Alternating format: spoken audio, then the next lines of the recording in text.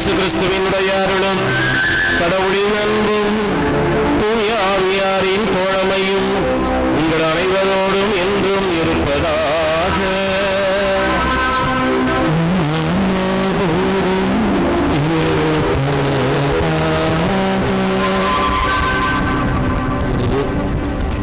இயேசுவில் என் அன்பிற்கினிய அருள் தந்தையர்களே, அருள் சகோதரிகளே, அன்பு மக்களே, உங்கள் அனைவருக்கும் இயேசுவின் இனிய நாமத்தில் எங்களுடைய வணக்கங்களை வாழ்த்துக்களை தெரிவித்து, இந்த நமது சகோதரர் பெர்னியினுடைய இறந்த முதலாம் ஆண்டு நினைவு திருப்பலிக்கு அன்போடு வரவேற்கின்றோம். பெர்னி அவர்கள் இறந்திருந்தாலும் நம்மோடு இருக்கிறார்கள் என்ற எண்ணம், உணர்வுகள் எல்லோருக்கும் இருக்கின்றன. அதில் குறிப்பாக எனக்கும் இருக்கின்றன. இந்த ஆலயத்திற்கு அவர் வருவதாகவும் போவதாகவும் பார்க்கிறேன். அவர் என்னை பார்த்து வழக்கம்போல் சிரிப்பை போல் பார்க்கிறேன். அவருடைய இடைவிடா அர்ப்பணம், பணி, ஈடுபாடு அத்தனையும் மீண்டும் மீண்டுமாய் காணுகிறேன். அதே போன்றுதான் உங்களில் சிலரும் காண்பதாக என்னிலே சொன்னீர்கள். அவர் இறந்திருந்தாலும் உயிரோடு நம்மோடு பயணிக்கிறார் என்ற அந்த அற்புதமான காரியத்திற்கு ஆண்டவருக்கு நன்றி சொல்கிறேன். அவர் அப்படிப்பட்ட அற்புதமான மனிதர். அற்புத பிறவியை என்று இருக்கின்றன. அப்படிப்பட்ட அற்புத பிறவியை என்றுதான் திருவாளர் பெர்னி அவர்கள்.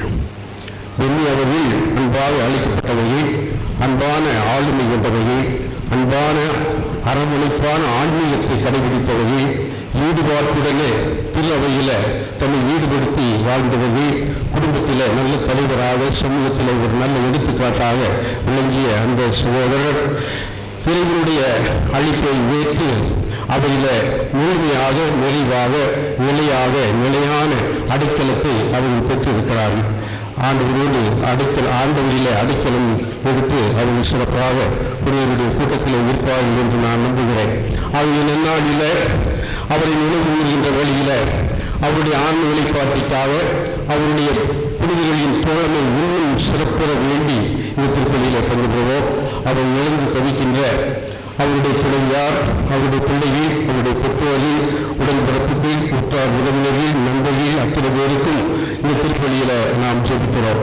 இறைவன் தொடர்ந்து நம்ம எல்லாம் அவர் வாழ்ந்த அந்த நம்பிக்கையில, விசுவாசத்தில் வளர்த்தெடுக்க வேண்டும் என்றும், தொடர்ந்து நம்மை வழிநடத்த வேண்டும் என்றும், அவருடைய துணை நமக்கு ஒன்று உண்டு என்ற நம்பிக்கையில இந்த கல்வாரி பணியை இந்த தவக்காலத்தில் சனிக்கிழமை, இன்றைக்கு 4வது வாரத்தின் சனிக்கிழமை அன்னையின் நினைவு கூறுகின்ற அற்புதமான நாளிலே அந்த தியாகத்தாய் எவ்வாறு தன் மகனை இவ்வுலகிற்கு அளித்தார்களோ அதுபோன்று அந்த அற்புதமான உணர்வை கொண்ட மக்களாய் இவ்வுலகிலே நாம் வளர பெற இந்த தவக்காலத்தில் பயன்பெற வேண்டி ஒப்புக் கொடுத்து இந்த திருப்பணியிலே பங்கு பெறுவோம்.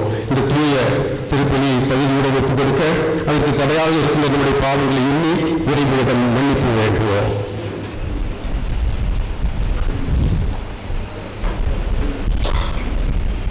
எல்லாவல்ல இறைவனிடமும் சகோதர சகோதரிகளிடமும் நான் பாவியனை ஏற்றுக்கொள்கின்றேன். என்னையும் சிந்தனையாலும் சொல்லாலும் செயலாலும் கடமை தவறியதாலும் பாவங்கள் பல செய்தேன். என் பாவமே என் பெரும் பாவமே. ஆகையால் எப்பொழுதும் கல்யாண பின்னமறியாவையும் பின்னரையும் சகோதர சகோதரிகளை உங்களையும் நிறைவாய்ந்த ஆண்டவரிடம் எனக்காக வேண்டிக் கொள்ள மன்றாடுகின்றேன்.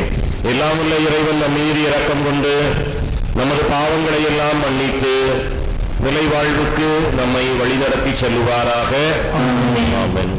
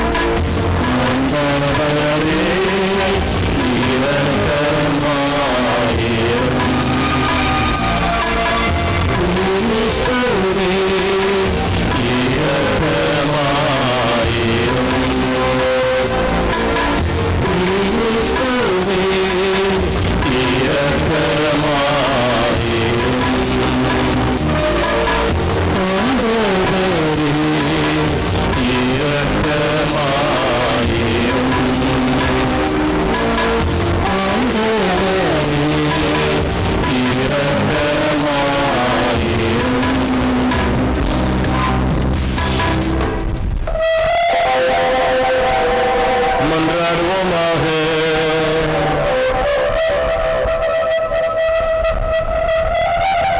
ஆண்டவரே, எங்களது மன்றாட்டுக்கள் உம்மை நோக்கி எழுவனவாக. உமது சாயலாக நீர் படைத்து உம்முடைய சொந்த பிள்ளையாக ஏற்றுக்கொள்ள திருவுளம் கொண்ட உம்முடைய அடியார் எம்முடைய சகோதரர் திருவாளர் பெனடிக்ட் சிங்கர்ராஜுடைய ஆன்மா நிலையான மகிழ்ச்சியை பெறுவதாக. இவ்வாறு அது உமது உரிமை பெற்றிலே தோழமை கொள்ளவும் பணித்தருள் வீராக.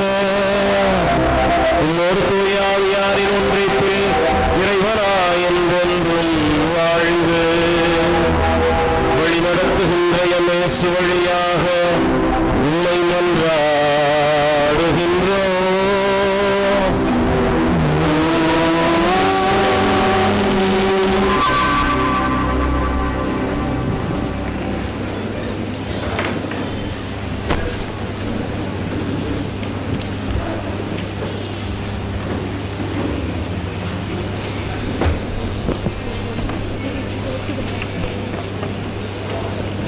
முதல் வாசகம். சாலமோனின் ஞான நூலிலிருந்து வாசகம். நீதிமான்களின் ஆன்மாக்கள் கடவுளின் கையில் உள்ளன. கடும் தொல்லை எதுவும் அவர்களை தீண்டாது. அறிவிலிகளின் கண்களில் இறந்தவர்களைப் போல் அவர்கள் தோன்றினார்கள். நீதிமான்களின் பிரிவு பெரும் துன்பமாக கருதப்பட்டது. அவர்கள் நம்மை விட்டு பிரிந்து சென்றது பேரழிவாக கருதப்பட்டது. அவர்களோ அமைதியாக இளைப்பாறுகிறார்கள். மனிதர் பார்வையில் அவர்கள் தண்டிக்கப்பட்டாலும் இரவாமையில் அவர்கள் உறுதியான நம்பிக்கை கொண்டுள்ளார்கள். சிறிதளவு அவர்கள் கண்டித்து திருத்தப்பட்ட பின் பேரளவு கைமாறு பெறுவார்கள். கடவுள் அவர்களை சோதித்தறிந்த பின் அவர்களை தமக்கு தகுதி உள்ளவர்கள் என்று கண்டார். பொன்னை உலையிலிட்டு புடமிடுவது போல் அவர் அவர்களை புடமிட்டார். எரிபலி போல் அவர்களை ஏற்றுக்கொண்டார். கடவுள் அவர்களை சந்திக்க வரும்போது அவர்கள் ஒளி வீசுவார்கள்.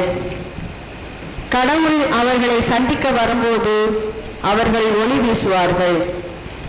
அரிதாள் நடுவே தீப்பொறி போல பறந்து சுடர் விடுவார்கள். நாடுகளுக்கு தீர்ப்பு வழங்குவார்கள். மக்கள் மீது ஆட்சி செலுத்துவார்கள். ஆண்டவரோ அவர்கள் மீது என்றென்றும் அரசாழ்வார். அவரை நம்புவோர் உண்மையை அறிந்து கொள்வர். அன்பில் நம்பிக்கை கொள்வோர் அவரோடு நிலைத்திருப்பர். அருளும் இரக்கமும் அவர் தேர்ந்து கொண்டோர் மீது இருக்கும். ஆண்டவர் வழங்கும் அருள்வாக்கு.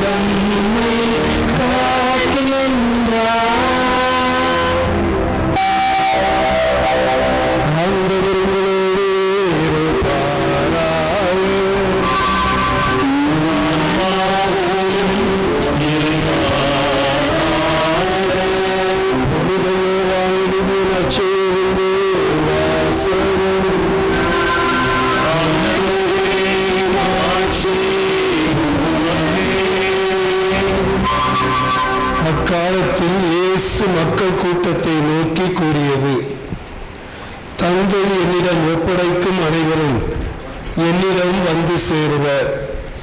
என்னிடம் வருபவரை நான் புறம்பே தள்ளிவிட மாட்டேன். ஏனெனில் என் சொந்த விருப்பத்தை நிறைவேற்ற அல்ல, என்னை அனுப்பியவரின் விருப்பத்தை நிறைவேற்றவே நான் விண்ணகத்திலிருந்து இறங்கி வந்தேன். அவர் என்னிடம் ஒப்படைக்கும் எவரையும் நான் அழிய விடாமல் இறுதி நாளில் அனைவரையும் உயிர் தழச் செய்ய வேண்டும். இதுவே என்னை அனுப்பியவரின் திருவுளம். மகளை கண்டு அவரிடம் நம்பிக்கை கொள்ளும் அனைவரும் நிலை வாழ்வு பெற வேண்டும் என்பது என் தந்தையின் திருவுளம். நானும் இறுதி நாளில் அவர்களை உயிர்த்தெழச் செய்வேன். கிறிஸ்து இறங்கும் நற்செய்தி.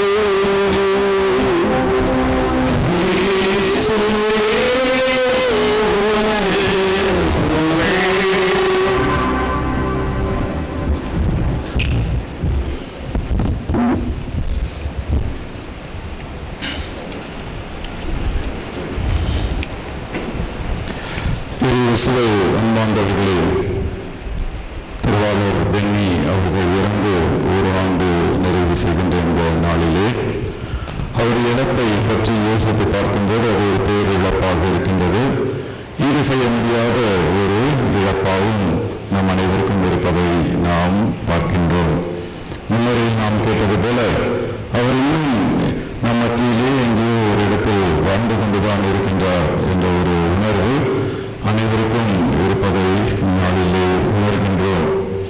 ஏன் அவருக்கு உடனடியாக வர வேண்டும், விரைவாக வர வேண்டும், ஏன் அவர் இறக்க வேண்டும், எதற்காக இந்த கேள்விகளுக்கெல்லாம் பதில் சொல்ல முடியாத நிலையில் நாம் அனைவரும் இருக்கின்றோம். இறப்பு ஒரு புரியாத ஒரு புதிராக இருக்கின்றது, ஒரு மறைபொருளாக இருக்கின்றது. எப்போது வரும், யாருக்கு வரும், எந்த நிலையில் வரும், எங்கே வரும், எப்படி வரும் என்று நம் அனைவருக்கும் தெரியாத ஒரு புதிராக இறப்பு இருப்பதை நாம் பார்க்கலாம்.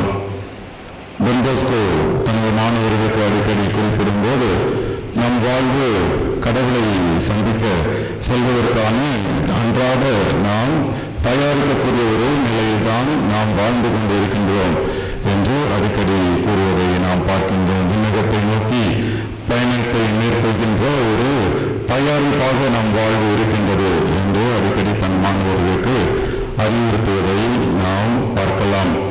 எதிர்நோக்கின் திருப்பயணிகள் அல்லது நிலை வாழ்வை நோக்கிய திருப்பயணம் என்ற தலைப்பில் எல்லாம் இந்த ஆண்டு முழுவதும் நாம் சிந்தித்துக் கொண்டிருக்கின்றோம். ஆகவே நமது விண்ணக பயணமானது ஒரு திருப்பயணமாக இருக்கின்றது. அந்த பயணத்தை நாம் எவ்வாறு மேற்கொள்கின்றோம்? நாம் எல்லா நாளிலும் தயார் நிலையில் இருக்கின்றோமா, அல்லது நம்மை நாம் சுத்திகரித்து சிறப்பான நிலையிலே நம்முடைய கிறிஸ்துவ வாழ்வை இந்த பயணத்தின் போது வாழ்ந்து கொண்டிருக்கின்றோமா? விண்ணகத்தை நோக்கி அனைவரும் பயணித்துக் கொண்டிருக்கின்ற வேளையில் எவ்வாறு நம் பயணம் இருக்கின்றது என்று இன்று யோசித்து பார்க்க இந்த நாளிலே நாம் அழைக்கப்படுகின்றோம்.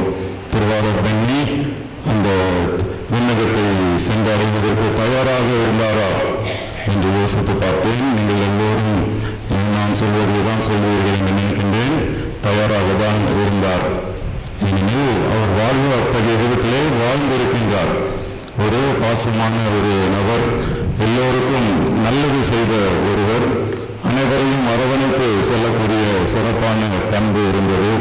அது மட்டுமல்ல, எல்லோருடன் சகஜமாக பழகக்கூடிய ஒரு மனநிலை, அனைவரும் ஏற்றுக்கொள்ளக்கூடிய ஒரு மனநிலை பெற்றவராக இருந்தார்.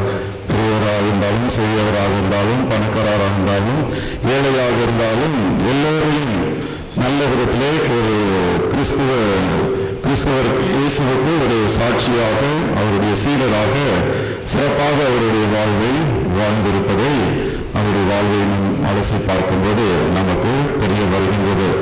நாம் இந்த தவக்காலத்தின் போது நாம் விண்ணகத்தை நோக்கி அந்த பயணத்தை மேற்கொண்டு இருக்கின்றோம். அந்த பயணத்தை எவ்வாறு நாம் பயணித்துக் கொண்டிருக்கின்றோம்? நம்ம திருத்தந்தை இந்த ஆண்டு தவக்காலத்தை பற்றி சொல்லும்போது நாம் எல்லாம் விண்ணகத்தை நோக்கி பயணிக்கின்றோம். இந்த பயணமானது நாம் மேற்கொள்ள வேண்டும். இந்த பயணத்தின் போது நாம் மட்டுமல்ல, நம்மோடு பலரையும் சேர்த்து இந்த பயணத்தை நாம் செல்ல வேண்டும் என்று நமக்கு அழைப்பு தந்திருப்பதை நாம் பார்க்கலாம். அவள் எத்தகைய விதத்தில் நமது விண்ணகத்தை நோக்கி செல்லக்கூடிய பயணம் இருக்கின்றது என்று யோசித்து பார்க்க இந்த நாளிலே நாம் அழைக்கப்படுகின்றோம். தவக்காலத்தை ஆங்கிலத்திலே லென்ட் என்று அழைப்பார்கள். ஆகவே இந்த லென்ட் என்ற அந்த வார்த்தையை வைத்துக் கொண்டு எவ்வாறு சிறப்பான விதத்தில் நாம் இந்த விண்ணகத்தை நோக்கிய பயணம், நிறைவாழ்வை நோக்கிய பயணம் எவ்வாறு இருக்கலாம் என்று சற்று உங்களோடு சேர்ந்து யோசிக்க ஆசைப்படுகின்றேன். முதல் எழுத்து எல் என்ற எழுத்து,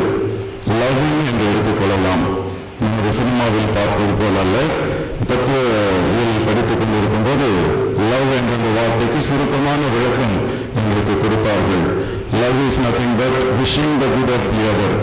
மற்றவர்களுடைய நலனை விரும்புவதுதான் உண்மையான அன்பு என்று சொல்லி தந்தார்கள். மற்றவர்களுடைய நலனை விரும்புவதுதான். திருவாளர் பென்னியினுடைய வாழ்விலே பார்த்தோம்னா அவர் அத்தகைய ஒரு நபராக வாழ்ந்திருப்பதை பார்க்கலாம். மற்றவங்களுக்கு என்னது நல்லதாக இருக்கும், எது சிறப்பாக இருக்கும், பலர் அவரிடமிருந்து பல நன்மைகளை பெற்றிருப்பதை அவர் இறந்த பிறகு நிறைய பேர் சொல்ல கேட்டிருக்கின்றேன். அது அவர் கடவுளை நிறைவாக அன்பு செய்தார், மற்றவர்களையும் நிறைவாக அன்பு செய்தார். இயேசு சொல்லித்துள்ள இந்த 2 கட்டளைகளையும் சிறப்பாக அவர் கடைபிடித்ததாக அவருடைய வாழ்க்கையிலே நாம் பார்க்கின்றோம். கடவுளை நிறைவான விதத்திலே அன்பு செய்யக்கூடிய ஒருவர் எல்லா பணிகளை தொடங்கும் போது கடவுள் பக்கம் தனது எண்ணத்தையும் சிந்தனையும் செலுத்தக்கூடிய ஒருவர் பயணம் மேற்கொள்ளும் போது கூட இந்த கோவில் முன்பாக வந்து கெதியின் முன்பாக ஜெபித்து செல்லக்கூடிய ஒருவரை நாம் பார்த்திருக்கின்றோம். வேலைக்கு போவதற்கு முன்பாக கோவிலுக்கு வருவது, வீட்டில் இருந்து கிளம்பும்போது கூட தன் ஜெபத்திலே ஈடுபடுவது எல்லாவற்றையும் நான் பார்த்திருக்கின்றேன். எந்த அளவு கடவுளை நிறைவாக அன்பு செய்தார், எந்த அளவு கடவுளை தன் வாழ்வின் மையமாக வைத்து வாழ்ந்தார் என்று அவர் வாழ்விலிருந்து தெரிந்து கொள்ளலாம். நாமும் கடவுளை நிறைவாக அன்பு செய்ய நாம் அழைக்கப்படுகின்றோம். கடவுளை நிறைவாக அன்பு செய்யும் போதுதான் நம்மையும் நிறைவாக ஏற்றுக்கொள்ள முடியும். நம்மை நிறைவாக ஏற்றுக்கொள்ளும் போதுதான் பிறரையும் நல்ல விதத்திலே அன்பு செய்ய முடியும். உங்களை நீங்கள் அன்பு செய்வதைப் போல பிறரையும் அன்பு செய்யுங்கள் என்று இயேசு கொடுத்த 2வது கட்டளை நாம் பார்க்கலாம். ஆகவே கடவுளை அவர் நிறைவாக அன்பு செய்தார். கடவுளின் உருவில் படைக்கப்பட்ட அவரையும் நிறைவாக ஏற்றுக்கொண்டார். அதன் வெளிப்பாடாக கடவுளுடைய பிரசன்னமாக விளங்கக்கூடிய அனைவரையும் ஏற்றுக்கொண்டு ஒரு அன்பான நபராக அவர் வாழ்ந்திருப்பதை அவருடைய வாழ்க்கையை பார்க்கின்றோம். நாமும் அவ்வாறு வாழ்வதற்கு இந்த தவக்காலத்தின் போது நமது திருப்பயணத்தை மேற்கொள்கின்றோம். உன்னதத்தை நோக்கி பயணிக்கின்ற அந்த திருப்பயணத்தின் போது நாமும் அத்தகைய விதத்தை வாழ்வதற்கு அழைக்கப்படுகின்றோம்.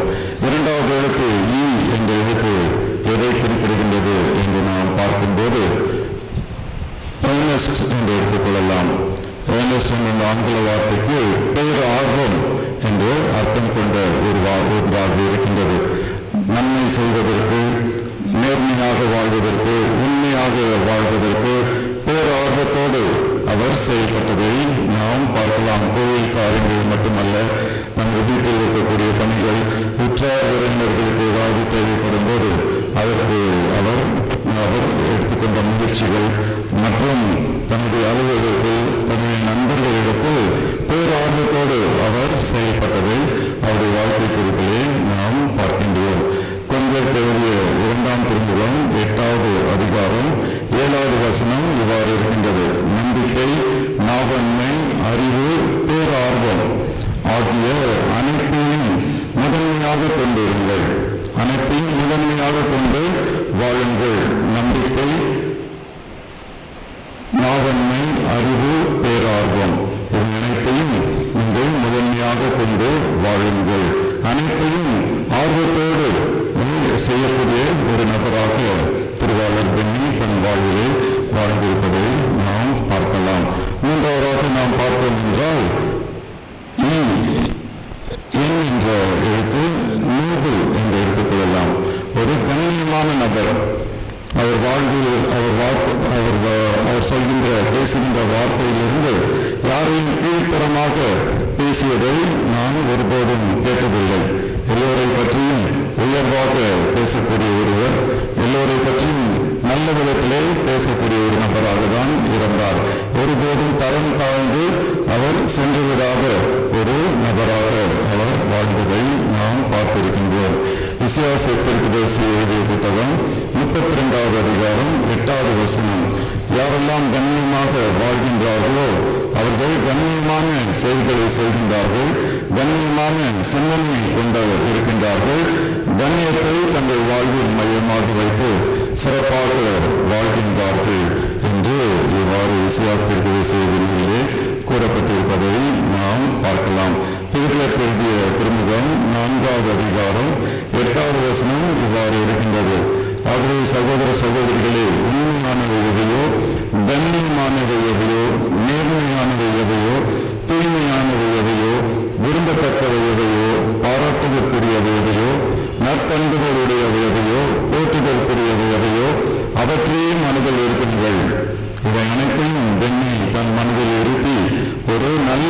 கிறிஸ்துவ வாழ்வு வாழ்ந்ததை அவருடைய வாழ்விலிருந்து நாம் பார்க்கின்றோம். இறுதியாக கடைசி எழுத்து என்று பார்த்தோம்னா லென்ட்ல என்ற எழுத்து, அதை நாம் டிரான்சென்ட் என்று எடுத்துக்கொள்ளலாம் அல்லது டிரான்ஸ்ஃபார்ம் என்று கூட எடுத்துக்கொள்ளலாம். சின்ன வயதிலிருந்து அவர் அவ்வாறு இருந்திருக்க முடியாது. மாறாக ஒவ்வொரு ஆண்டிலும் அவர் தன்னையே செதுக்கிக் கொண்டு சிறப்பான விதத்திலே உருமாறியதை அவருடைய வாழ்க்கையை நாம் பார்க்கின்றோம். படிப்படியாக தன் வாழ்வை மாற்றிக்கொண்டதை, கடவுளுக்கு உகந்த விதத்தில் தன் வாழ்வை அமைத்துக் கொண்டதை அவருடைய வாழ்வில் இருந்து நாம் பார்க்கின்றோம். கடவுளுடைய சாயலிலே படைக்கப்பட்டிருக்கின்ற நாம் அனைவரும் அந்த சாயலை ஒத்து இருக்க வேண்டும் என்று கடவுள் விருப்பப்படுவதை பார்க்கலாம். ஆகவே அதற்கேற்றாற்போல் தன் வாழ்வை வடிவமைத்துக் கொண்டதை, அவர் வாழ்வை மாற்றிக்கொண்டதை, சிறப்பான விதத்திலே வளர்ந்ததை, உயர்ந்ததை அவருடைய வாழ்விலே நாம் பார்க்கின்றோம். நாமும் நமது உன்னதத்தை நோக்கி செல்லக்கூடிய இந்த பயணத்தின் போது நாமும் நம்மையே நாம் சிறந்த முறையில் ஒவ்வொரு நாளும் ரொனால்டோ அவரை பற்றி ஒரு வாக்கியம் என்று படிக்க நேர்ந்தது. அவர் இவ்வாறு குறிப்பிடுகின்றார்: அவர் சிறப்பாக விளையாடுகின்றார், இவர் சிறப்பாக விளையாடுகின்றார், அவங்க நல்லா இருக்காங்க, இவங்க நல்லா இருக்காங்கன்னா நான் ஒருபோதும் கவலைப்பட்டது கிடையாது. ஒருபோதும் நான் அதை பற்றி கவலைப்பட்டது கிடையாது. என்னை விட இவங்க நல்லா விளையாடுறாங்க, இவங்க சிறப்பாக இருக்காங்கன்ட்டு ஒருபோதும் நான் கவலைப்பட்டதே கிடையாது. மாறாக எதை பற்றி கவலைப்படுவேன் என்றால், நான் இந்த ஆண்டு ஒரு படி முன்னுக்கு வந்திருக்கின்றேனா, இந்த ஆண்டு சிறப்பாக கால்பந்து விளையாடுகின்றேனா, சென்ற ஆண்டை விட வாழ்விலை உயர்ந்திருக்கின்றேனா, இதை மட்டும்தான் நான் கவலைப்படுவேன். 40 வயது ஆகின்றது, இன்னும் இளைஞரை போல கால்பந்து விளையாடி கொண்டிருக்கின்ற இவர் அவருக்காக தான் இந்த எண்ணத்தோடு இருப்பதால் தான் ஒருவேளை இன்னும் கால்பந்து சிறப்பாக விளையாடி கொண்டிருக்கலாம். ஆகவே நாம் தவ காலத்தின் போது சிந்திக்கக்கூடிய ஒன்று என்னவென்று பார்த்தோம்னா, சென்ற ஆண்டை விட நாம் இன்னும் ஒரு படி நன்றாக சிறப்பாக நமது இயேசுவோடு வாழ்கின்ற வாழ்க்கையாக இருக்கட்டும், பிறரோடு வாழக்கூடிய ஒரு வாழ்க்கையாக இருக்கட்டும், மற்றும் நம்முடைய குணங்கள் ஓரளவாவது மாற்றங்கள் வருகின்றதா, மாற்றங்கள் வந்து கொண்டிருக்கின்றதா என்று யோசித்து பார்க்க நாம் அழைக்கப்படுகின்றோம். யாரெல்லாம் தங்கள் வாழ்விலே மாற்றங்களை கொண்டு வரவில்லை என்றால் அவர்கள் பின்னோக்கி தள்ளப்பட்டு வருவதை நாம் பார்க்கலாம். இந்த தொழில்நுட்பம்னா அப்படிதான் இருக்கு. 20 ஆண்டுகள் முன்பாக இருக்கக்கூடிய தொழில்நுட்பத்தை வைத்துக் கொண்டு இப்போது ஒன்றும் செய்ய முடியாது. நோக்கியா போன்னா எப்படி இருந்தது உங்களுக்கு தெரியும். ஆனால் இப்போ மார்க்கெட்லேயே அவ்வளவாக இல்லாமல் இருக்கின்றார்கள். ஏனென்றால் மாற்றத்துக்கு ஏற்றால் போல் அவர்கள் அந்த நிலையிலே அவருடைய தொழில்நுட்பத்தை உயர்த்தாமல் இருந்த காரணத்தினால்தான். ஆகவே நாமும் சில நேரங்களில் அவுடேட்டட் ஆகிவிடலாம். மாறாக அன்றாட நம்முடைய வாழ்வை பற்றி யோசித்து மாற்றங்களை நம் வாழ்விலே கொண்டு வருவதற்கு இந்த தவ காலத்தின் போது நாம் சிறப்பாக அழைக்கப்படுகின்றோம். திருவாளர் பென்னி அவர்களும் நாளுக்கு நாள் ஆண்டுக்கு ஆண்டு தன்னையே சிறப்பான ஒரு கிறிஸ்துவராக உருவெடுத்ததாக அவருடைய வாழ்வில் இருந்து ஒவ்வொரு ஆண்டையும் பார்க்கும்போது எனக்கு சிறப்பாக தெரிகின்றது. ஆகவே இயேசுவை வாழ்ந்தவர்களே, விண்ணகத்தை நோக்கி நாம் அனைவரும் திருப்பயணம் மேற்கொண்டு கொண்டிருக்கின்றோம். இந்த திருப்பயணம் நல்ல விதத்தில் இந்த தவ காலத்தின் போது நாம் மேற்கொள்வதற்கு, அதை பற்றி யோசிப்பதற்கு, இன்னும் நம் கிறிஸ்தவ வாழ்வை மெருகூட்டுவதற்கு பல விதங்களில் திருச்சபை நமக்கு உதவியாக இருக்கின்றது. நாம் அன்பான நபர்களாக மாறிக்கொண்டிருக்கின்றோமா?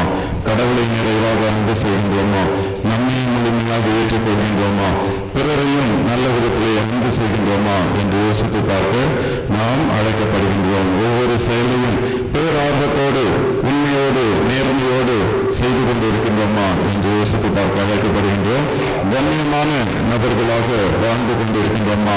ஒரு உன்னதமான வாழ்வு மேற்கொள்கின்றோமா என்று யோசித்து பார்க்க அழைக்கப்படுகின்றோம். ஒவ்வொரு ஆண்டும் ஒவ்வொரு நாளும் நாம் வாழ்விலே மாற்றங்கள் நம்முடைய இயேசுவை நோக்கி செய்கின்ற அந்த பயணத்திலே மாற்றங்கள் வந்து கொண்டிருக்கின்றதா என்று யோசித்து பார்க்க அழைக்கப்படுகின்றோம். இந்த தவ காலத்தில் நல்ல முறையிலே சிறந்த முயற்சிகளை எடுத்து நம்முடைய விண்ணகத்தை நோக்கி செல்லக்கூடிய பயணம் சிறப்பாக அமைந்திட, நல்ல கிறிஸ்துவ வாழ்வு வாழ்ந்திட தேவையான வரங்களுக்காக இந்த திருப்பலியிலே விருப்பமாக ஜெபிப்போம்.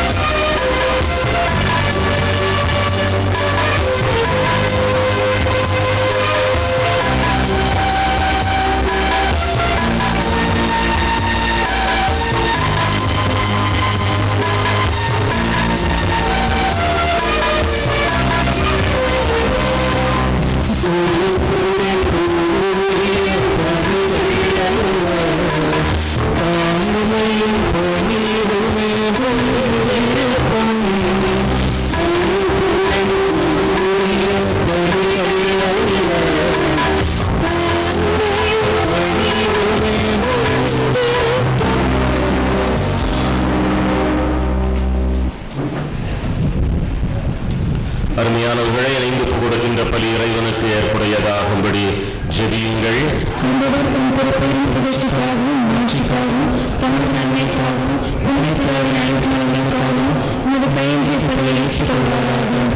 அளவில்லாத இரக்கமுள்ள இறைவா, நாங்கள் தாழ்மையோடு உமக்கு தருகின்ற மன்றாட்டுக்களை உளவு கனிந்து ஏற்றருளும். எங்களுக்கு மீட்பளிக்கும் இந்த அருளடையாளங்களால் எங்களது சகோதரர்களுடைய பாவங்கள் அனைத்துக்கும் மன்னித்து தருவீராக. எங்கள் ஆண்டவராகிய இயேசு கிறிஸ்து வழியாக உம்மை மன்றாடுகின்றோம்.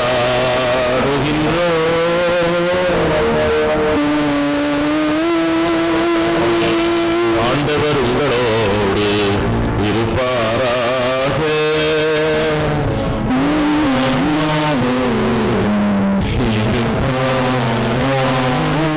இதயங்களை மேலே எழுப்புங்கள்.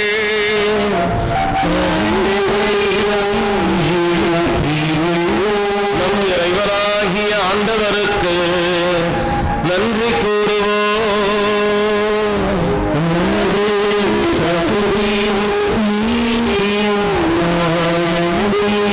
ஆண்டவரே, தூயவரான தந்தையே, என்றும் உள்ள எல்லாம் உள்ள இறைவா, எல்லாழும் எவ்விடத்திலும் நாங்கள் உமக்கு நன்றி செலுத்துவது மெய்யாகவே தகுதியும் நீதியுமாகும். எங்கள் கடமையும் மீட்புக்குரிய செயலுமாகும். எங்கள் உண்ணா நோன்பின் வழியாக நீர் எங்களது தீய நாட்டங்களை அடக்குகின்றீர், மனதை மேலே எழுப்புகின்றீர். நல்ல பண்புகளையும் அவற்றுக்கான பரிசுகளையும் எங்கள் ஆண்டவராகிய இயேசு கிறிஸ்து வழியாக பெருகச் செய்கின்றீர். அவர் வழியாகவே உமது மாண்பை வானதூதர் புகழ்கின்றனர். தலைமை தாங்குவோர் உம்மை வழிபடுகின்றனர். அதிகாரம் செலுத்துவோரும் பெரும் நடுங்குகின்றனர். வானங்களும் அவற்றிலே உள்ள ஆற்றல்களும் செராபின்களும் ஒன்று கூடி அக்களித்து கொண்டாடுகின்றனர். அவர்களோடு எங்களது குரலையும் சேர்த்துக் கொள்ளுமாறு நான்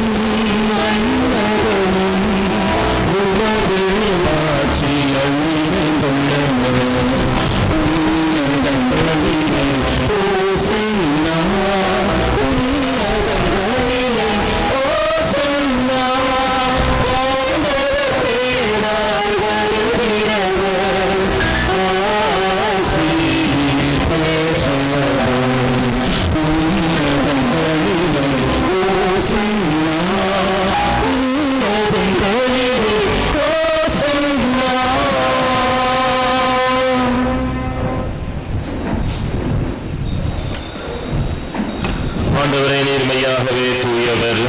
உம்முடைய படைப்புகள் எல்லாம் உம்மை புகழ்வது தகுமே. ஏனெனில் உம்முடைய திருமகனாகிய எங்கள் ஆண்டவர் இயேசு கிறிஸ்து வழியாக தூய ஆவியாரின் செயலாற்றலினால் அனைத்தையும் உய்வித்து தூய்மைப்படுத்துகின்றீர்.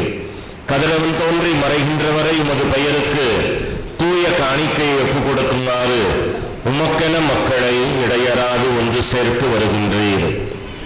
எனவே ஆண்டவரை உமக்கு அர்ப்பணிக்க நாங்கள் கொண்டு வந்திருக்கின்ற இந்த காணிக்கைகளை அதே தூய ஆவியால் தூய்மைப்படுத்த உம்மை தாழ்மையுடனே வேண்டுகின்றோம். இவ்வாறு உம்முடைய திருமகனாகிய எங்கள் ஆண்டவர் இயேசு கிறிஸ்துவின் உடலாகவும் இரத்தமாகவும் எங்களுக்கு இவை மாறுவனவாக. அவர் தாம் பாடுபட மனமு வந்து தம்மை கையளித்த போது அப்பத்தை எடுத்து உமக்கு நன்றி செலுத்தி நண்பர்களுக்கு அளித்து அவர் கூறியதாவது: அனைவரும் இதிலிருந்து பெற்று உண்ணுங்கள், ஏனெனில் இது உங்களுக்காக கையளிக்கப்படும் என் உடல்.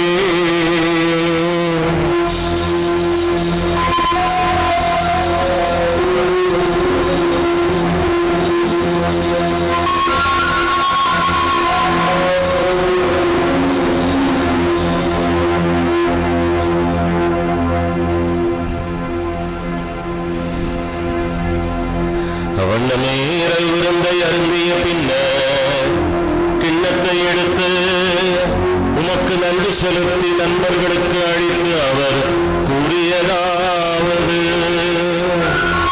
அனைவரும் இதிலிருந்து பெற்று பருகுங்கள், ஏனெனில் இது புதிய நிலையான உடன்படிக்கைக்குரிய என் இரத்தத்தின் கிண்ணம். இது பாவ மன்னிப்புக்கு என்று உங்களுக்காகவும் எல்லோருக்காகவும் சிந்தப்படும். இதை என் நினைவாக செய்யுங்கள்.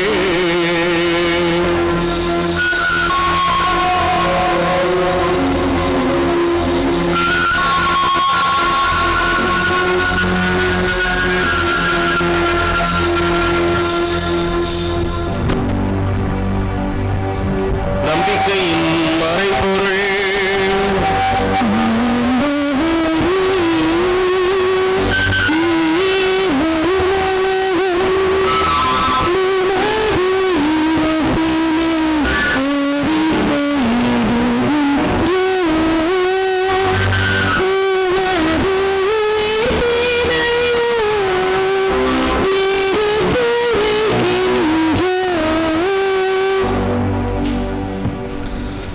ஆகவே ஆண்டவரை உமது திருமகனின் மீட்பு தருகிற பாடுகளையும் வியப்புக்குரிய உயிர்ப்பையும் முன்னேற்றத்தையும் நாங்கள் நினைவு கூறுகிறோம்.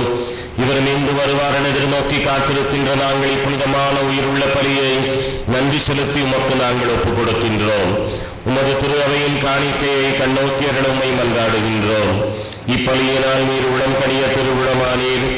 இவ்வாறு உம்முடைய திருமகனின் திருவுடல் திரு இரத்தத்தால் ஊட்டம் பெறும் நாங்கள் அவருடைய தூய ஆவியால் நிரப்ப பெற்று கிறிஸ்து இயேசுவுக்குள் ஒரே உடலும் ஒரே உள்ளமும் உடையவராக விளங்கச் செய்வீராக. இவரே எங்களை உமக்கு என்றும் காணிக்கையாக்குவாராக. இவ்வாறு உம்மால் தேர்ந்து கொள்ளப்பட்டவர்களோடு முதலாக புனிதமிக்க கன்னியும் கடவுளின் தாயுமான மரியா, அவருடைய கணவரான புனித யோசேப்பு, புனித திருத்துதர்கள், மாட்சிமிகு மறை சாட்சியர் மற்ற புனிதர்கள் அனைவரோடும் நாங்கள் உரிமை பெற்றுக்கு தகுதியுடையோர் ஆவோமாக. இவர்களின் வேண்டுதலால் நாங்கள் என்றும் உமது உதவியை பெறுவோம் என உறுதியோடு இருக்கின்றோம்.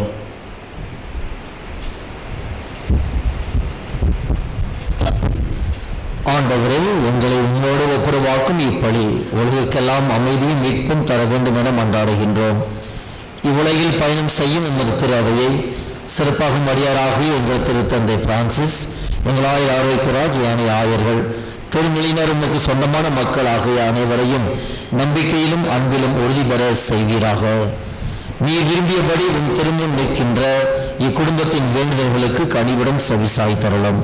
கனிவுள்ள தந்தையே, எங்கும் செறிந்திருக்கும் உம்முடைய பிள்ளைகளை கனிவுடன் உம்மோடு சேர்த்துக் கொள்ளும்.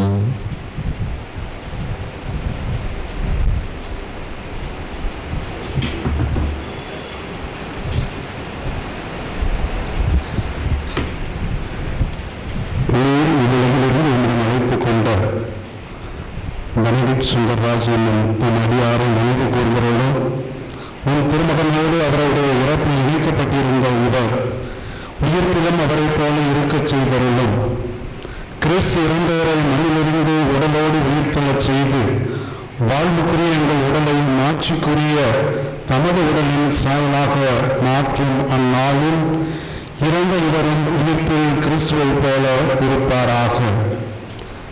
மேலும் இறந்து போன எங்கள் சகோதரர் சகோதரிகளையும் உமக்கு உகந்தவர்களை வாழ்ந்து உலகை விட்டு சென்ற அனைவரையும் உமது ஆட்சியில் கனிவுடன் ஏற்றருளும். நாங்களும் ஒரு நாள் அங்கிருப்போம் எனவும் அவர்களோடு நாங்களும் உமது ஆட்சியை கண்டு என்றும் மன நிறைவு அடைவோம் எனவும் அப்பொழுது எங்கள் கண்களிலிருந்து கண்ணீர் அனைத்தையும் துடைப்பீர் எனவும் எதிர்பார்த்திருக்கின்றோம். ஏனெனில் எங்கள் கடவுளாகி உண்மை நீர் இருப்பது போல நாங்கள் கண்டு என்றென்றும் உண்மை போலவே இருப்போம். எங்கள் ஆண்டவராகிய கிறிஸ்து வழியாக உண்மை முடிவின்றி புகழ்ந்தேத்துவோம். இவர் வழியாகவே நீர் உலகிற்கு எல்லா நன்மைகளையும் வழங்குகின்றீர்.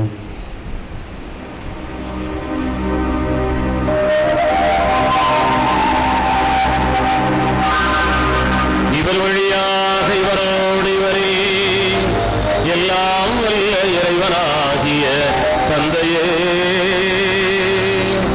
தூயாவியாரின் ஒன்றிப்பில் எல்லா புகழும் ஆட்சியும் என்றென்றும் உமக்கு உரியதே.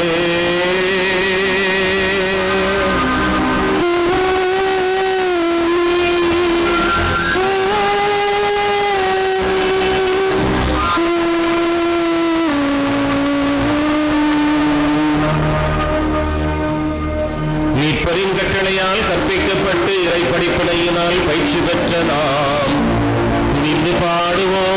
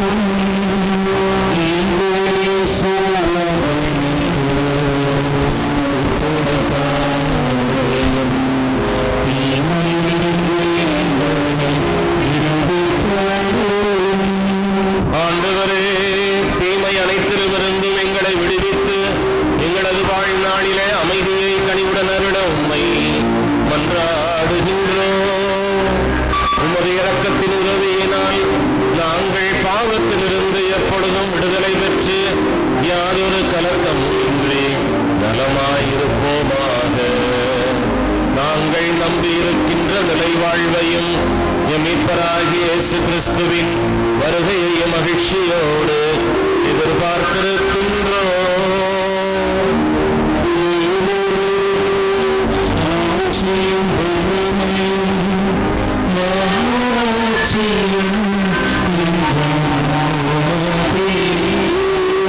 ஆண்டவரே இயேசு கிறிஸ்துவே, அமைதியை உங்களுக்கு விட்டுச் செல்கின்றேன், என் அமைதியை உங்களுக்கு தருகிறேன் என்று உம்முடைய திருதூதர்களுக்கு மொழிந்தீரே.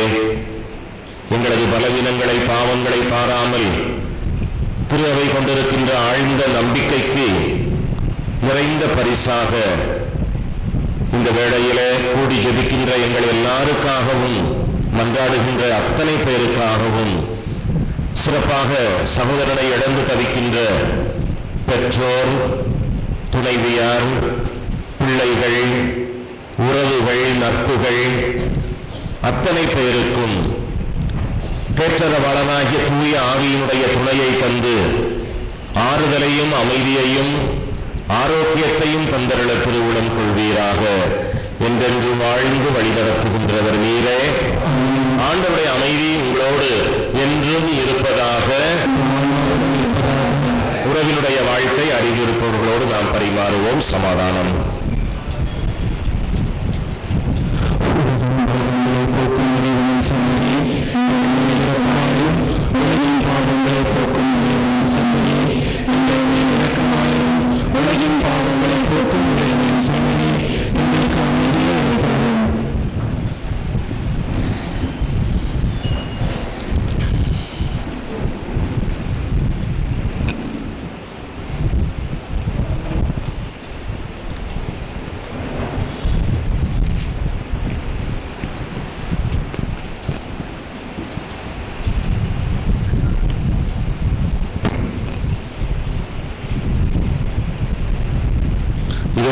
இயேசு கிறிஸ்து இவரே நமது பாவங்களை எல்லாம் போக்க தன்னையே நமக்காக கையளித்தவர்.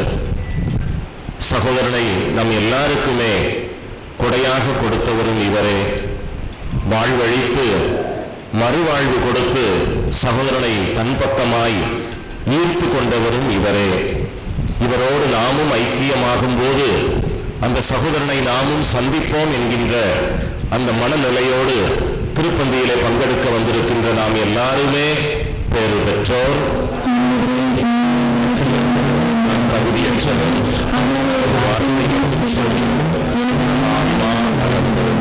கிறிஸ்துவின் உடலும் திருரத்தமும் நம்மை பாதுகாத்து நிலை வாழ்வுக்கு நம்மை வழிநடத்தி செல்லுவாராக.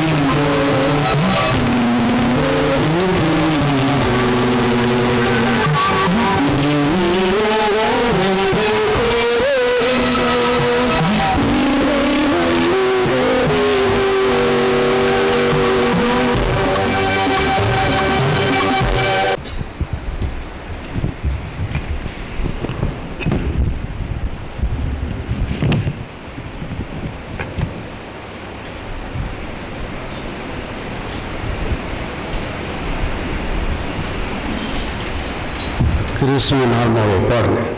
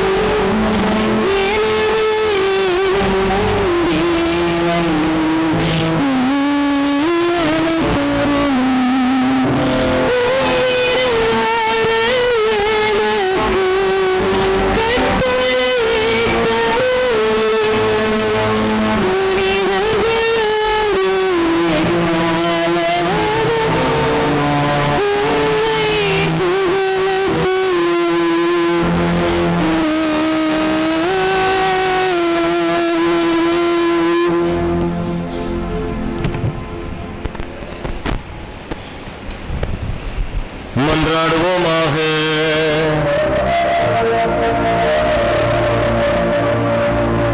ஆண்டவரே, புனித பலியினுடைய உணவினால் புதுப்பிக்கப்பட்ட நாங்கள் உம்மை வேண்டுகின்றோம். அதனால் எங்களது சகோதரர் திருவாளர் பெனி சாவின் தழைகளிலிருந்து விடுபட்டு உம்முடைய திருமகனின் உயிர்ப்பிலே பங்கேற்று பேரின்பம் கொள்வாராக. என்றென்று வாழ்ந்து ஆட்சி செய்கின்ற அவர் வழியாகவே உம்மை மன்றாடுகின்றோம்.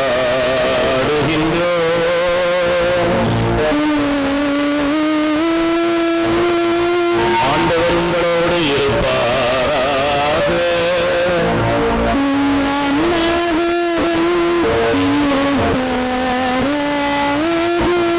சிறப்பாசிரியர தலை தாழ்த்தி ஜெபிப்போம்.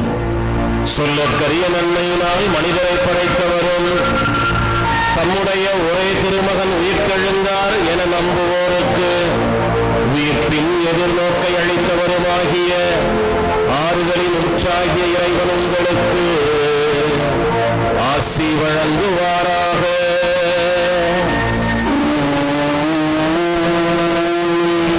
இறந்தோர் அனைவருக்குமே ஒளியும் அமைதியும் நிறைந்த இடத்தையும் உயிர் வாழும் நமக்கு பாவ மன்னிப்பையும் அவரே அருள்வாராக.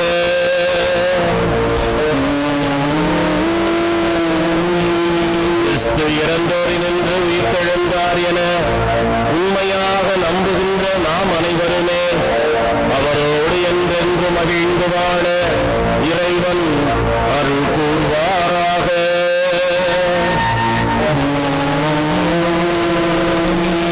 எல்லாம் வல்ல இறைவன் தந்தை, மகன், தூய ஆவியானவர் உங்களை நிறைவாய் ஆசீர்வதிப்பாராக.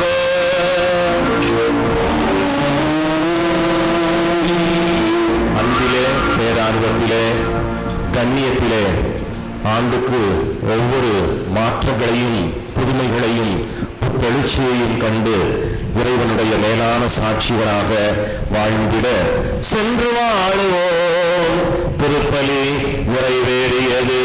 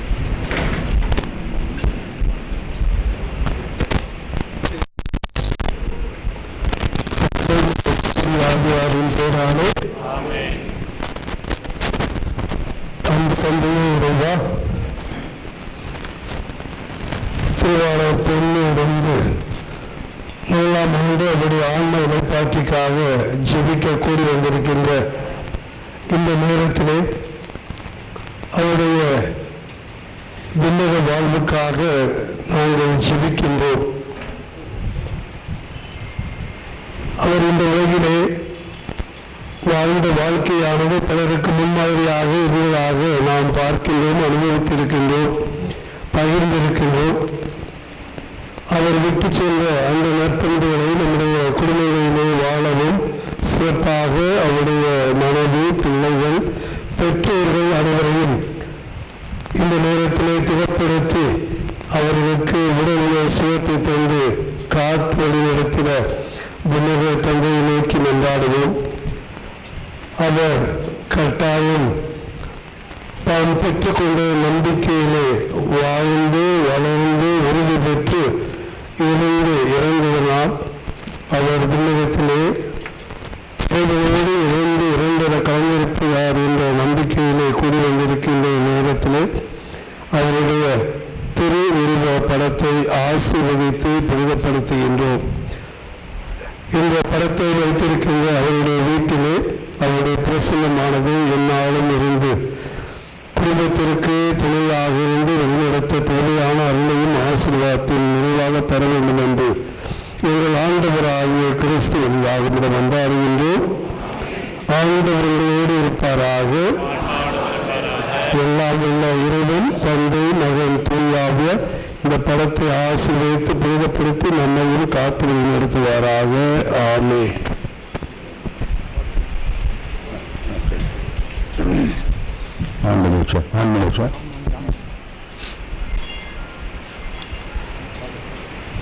அங்கே தெளியும் வெளிச்சம் கலங்கரை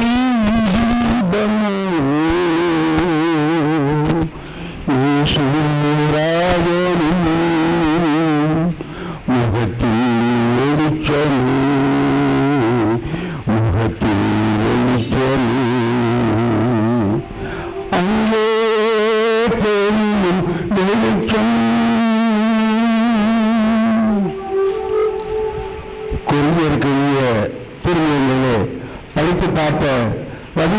சாவூர் இவ்வாறு கூறுகிறார், விளக்கு அணைந்ததில்லை, அது எரியும் இடம்தான் மாற்றி அமைக்கப்பட்டது என்று மிக அருமையாக கொள்கை துன்பத்தை உள்வாங்கிய ரவீந்திரநாத் தாகூர் சொல்வார். அதை போலவே வெளியின்ற அந்த அருமையான என்னுடைய விளக்கு தான் எரியும் இடத்தை மாற்றிக்கொண்டு இருக்கிறது. ஆண்டவருடைய சொல்லையே இன்னும் அதிகமாய் இன்னும் பிரகாசமாய் பிரகாசிக்கிற இந்த அருமையான வேலைக்கு ஆண்டவருக்கு கோடாது கோடி நன்றி சொல்லி என்னுடைய மகிழ்ச்சியையும் என்னுடைய வருத்தத்தையும் என்னுடைய வேண்டுதலையும் தெரிவித்துக் கொள்கிறேன். எல்லோருக்கும் நன்றி, வணக்கம். தந்தை மகன் தூய ஆவியாரின் பெயராலே ஆமென்.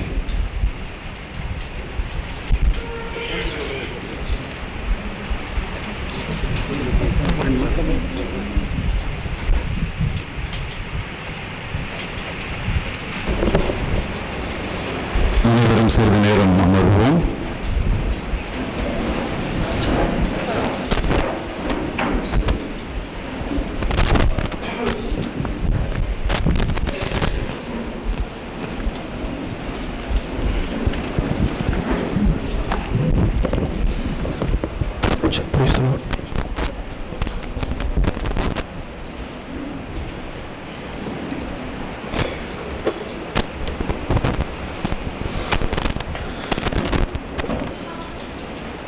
அனைவருக்கும் அன்பான மதிய வணக்கம்.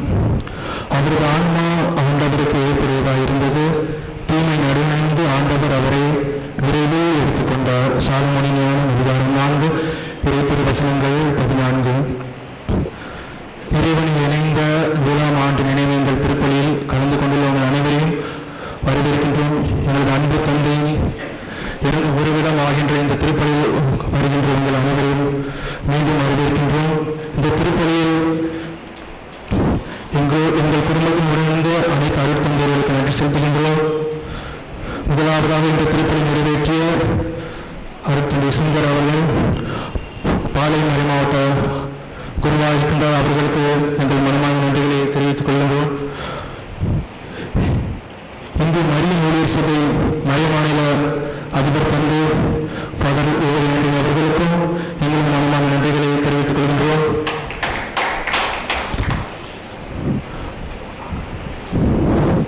எங்கள் பங்கு தந்தை அருட்தந்தை ஜான் பீட்டர் அவர்களுக்கு மனமான நன்றிகளை தெரிவித்துக்கின்றோம். அவர்களும் அவரோடு இணைந்து செயல்படும் அருட்தந்தை ஜான் பால் உதவி பங்கு தந்தை அவர்களுக்கும் எங்கள் மனமான நன்றியை தெரிவித்துக் கொள்கிறோம். மற்றும் ஜெகன்மாதா பள்ளியின் தாளாளர் தந்தை அவர்களுக்கும் முதல்வர் தந்தை அவர்களுக்கும் எங்கள் நன்றிகளை தெரிவித்துக் கொள்கின்றோம். அதனோடு இணைந்து மரிய ஊழியர் சபை குருக்களோடு இணைந்து அதனுடன் வந்திருக்கும் ஃபாதர் சபரிமுத்து அவர்களுக்கும் தமிழக டிஎன்பிசிஎஸ் அன்பு தலைவர் ஃபாதர் ஜான் போஸ்ட் அவர்களுக்கும் சென்ட்ரல் செமினரி பேராசிரியர் ஃபாதர் பரன் அவர்களுக்கும் கப்பச்சின் சபை ஃபாதர் சிவநாராயணன் அவர்களுக்கும் திருச்சி அருமுறையுள்ள இயக்குநர் தந்தை ஃபாதர் அமல்ராஜ் அவர்களுக்கும் எங்கள் மனமான நன்றிகளை தெரிவித்துக் கொள்கின்றோம். இதோடு இணைந்து எங்களுடன் பங்கேற்கும் அனைத்து அருட்சகோதரிகளையும், குறிப்பாக திருச்சி அண்ணாள் சபை அருட்சகோதரிகளையும், எஃப்எம்எம் டிஎன்ஐ சிஸ்டர்ஸ் மற்றும் சிஸ்டர் ஸ்டெல்லா அவர்களுக்கும் எங்கள் மனமார்ந்த நன்றிகளை தெரிவித்துக் கொள்வோம். அவருடன் சிஸ்டர் அனிதா மற்றும் பரமத் அவர்களுக்கும் எங்கள் நன்றிகளை தெரிவித்துக் கொள்கின்றோம். மற்றும் நமது பங்கின் பேரவை அனைத்து சகோதர சகோதரிக்கும், பக்த சபைகள், 3ஆம் சபை சகோதர சகோதரிகள், பங்கு ஆலய இளைஞர்கள், மறைக்கல்வி ஆசிரியர்கள் மற்றும் இயேசுவின் கண்மணிகள் மற்றும் இந்த ஒளி அமைப்பு கொடுத்த திரு பிராங்க்லின் மோபின் மற்றும் கெவின் அவர்களுக்கும் நமது திருப்பலியில் உதவி செய்த சக்ரிஸ்வனுக்கு குடும்பங்களுக்கு அவர்களுக்கும் எங்கள் மனமான நன்றிகளை தெரிவித்துக் கொள்கிறோம். தொடர்ந்து எங்கள் குடும்பத்தில் உள்ள அனைத்து உறுப்பினர்களுக்காகவும் தினமும் நீங்கள் செய்யும் ஜெபத்தில் எங்கள் நினைவு கூறுமாறு தாழ்மையுடன் கேட்டுக்கொள்கின்றோம். இறைவனின் வழிநடத்தலுடன் வரும் ஆண்டுகளில் கடவுளோடு இணைந்து செயல்பட நீங்கள் அனைவரும் உங்கள் ஜெபத்தில் எங்களை தாங்கிக் கொள்ளுமாறு உங்களை அன்புடன் கேட்டு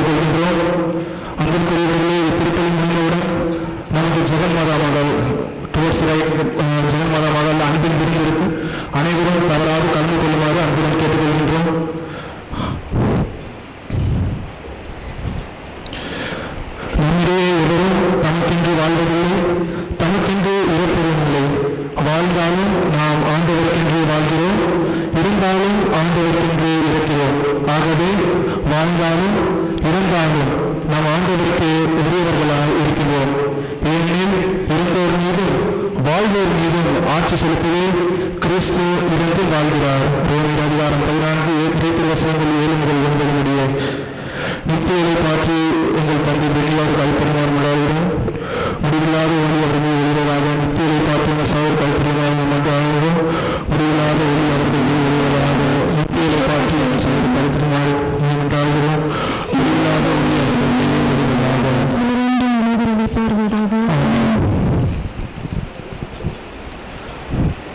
இப்போது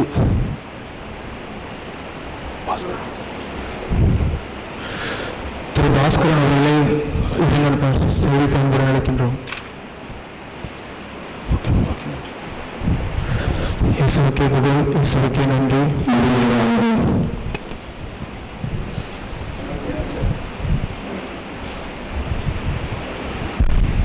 அருள் தந்தையர்கள் மற்றும் அருள் சகோதரிகளுக்கு இல்லத்திலே மதிய உணவானது ஏற்பாடு செய்யப்பட்டிருக்கின்றது.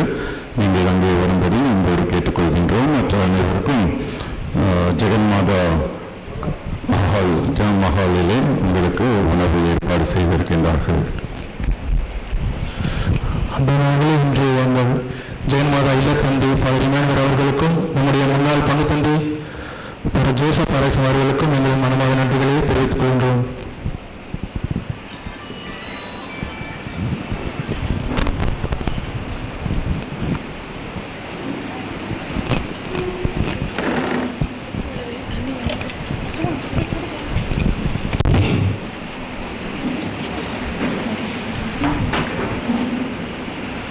Nityas.